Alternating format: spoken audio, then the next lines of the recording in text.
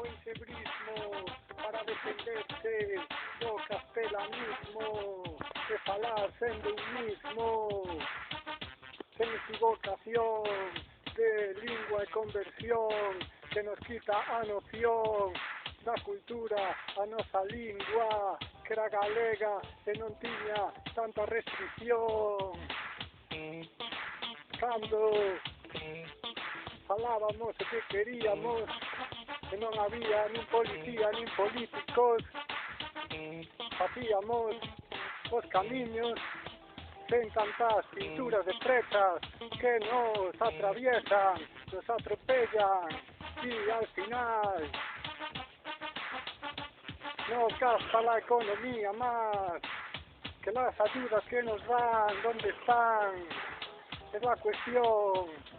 Aquí en Galicia no es España, España es internacional y Galicia un país tradicional, es lo que hay. A nosa lingua é a que defendemos e España que nos ataca para dar a volta ao mundo sen pagar ninguna castaña. Derriban as casas con tantas cosas que nos atascan, coches que nos atropellan, caminantes de palas, que os berras e non te calas. Encebrismo es más que galeguismo, falar por uno mismo, sin política ni ideología, con condición que te condiciona a una sola idea, en vez de entender a toda la peña. Por eso España también es mi colega, Portugal y Marruecos con Europa Latina, es lo que alucina. Vamos a tomar una birra cuando haga calor. De momento solo hace mucho sol.